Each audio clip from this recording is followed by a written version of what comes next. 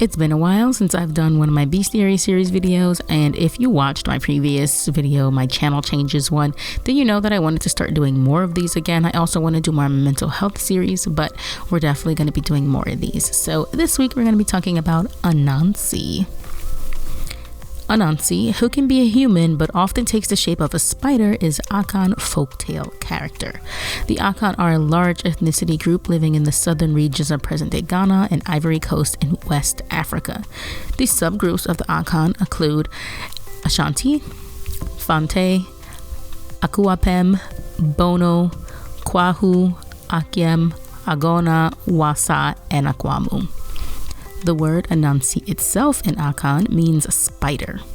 Although Anansi's normal form is a spider, he's sometimes portrayed as a spider with a human face or a human with spider attributes. Now, there are many different narratives about Anansi, and some of the different ones are probably attributed to the fact that there is a split belief that Anansi the spider is not Anansi the deity, and that some of these stories are ones about Anansi the deity and some of them are ones about Anansi the spider. But although there is this split belief, there is no doubt that Anansi is an important part of West African mythology. Anansi is often seen as a trickster. In one narration, he takes the shape of a spider who goes to the sky god to buy his stories to share with the world. He oftentimes tricks other animals that seem to trust him and thinks he's clever into situations that benefit himself and not the actual animals. This is seen in the Tale of the Sky Gods. In the Tale of the Sky God, there are no stories in the world. Anansi takes it upon himself to go to the sky god and request to buy his stories. The sky god then tells Anansi that the price of his stories will be Onini the python, Osebo the leopard, Momotia the fairy, and Mamboro the hornet. Anansi tells the sky god that he will bring him all of these animals. In order to capture the animals, he basically lays a trap for all of them. To capture the python, he somehow convinces him to tie himself to a branch, and then he takes him to the sky god. To catch the leopard, he laid a trap for him by digging a hole. Once the leopard fell into the hole, he decided to help the leopard out by having him crawl on his webs. Once the leopard was out of the hole, he was stuck in the webs, and Anansi then took him to the sky god. To capture the hornets, he tricked them into thinking that it was raining, told them to get into a gourd. Once they were inside, he sealed the gourd and took them to the sky gods.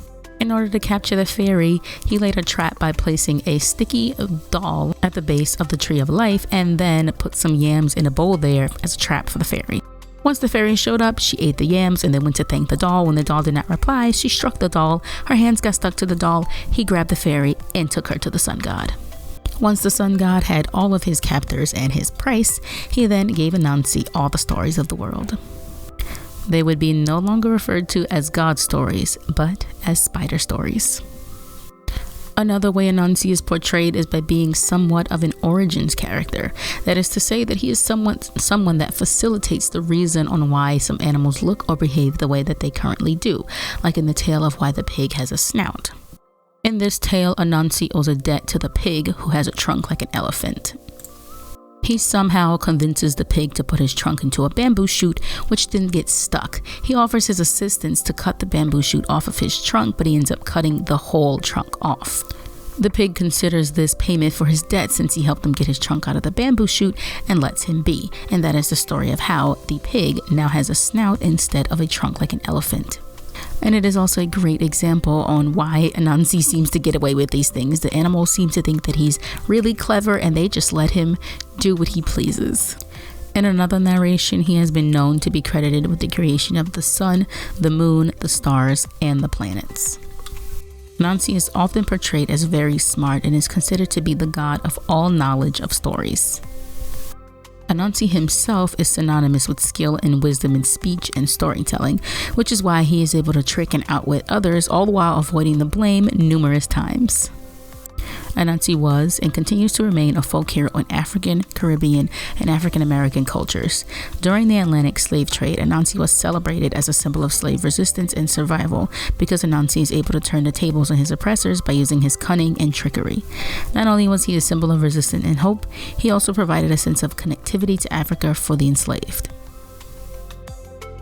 Some of Anansi's tales include Anansi and the Dispersal of Wisdom, how Anansi's hind became big and how his head became small, white men commit evil at night, children play in moonlight, disputes are settled in daytime, and Anansi is Nyame's messenger, how diseases were brought to the tribe, how Kwaku Anansi took Aso as his wife, and how jealousy came to the tribe, how Anansi got a bald head, why Anansi runs when he's on the surface of a water, how Anansi tied tiger, how Du tricked Anansi, Anansi becomes a preacher and why Cockroach and Anansi are enemies, how death came to the city, and Anansi tries to steal all the wisdom of the world.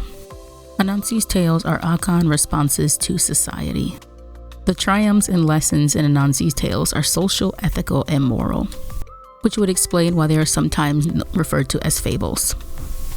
Basically, Anansi is a clever, wise, strong trickster, and we love him for it.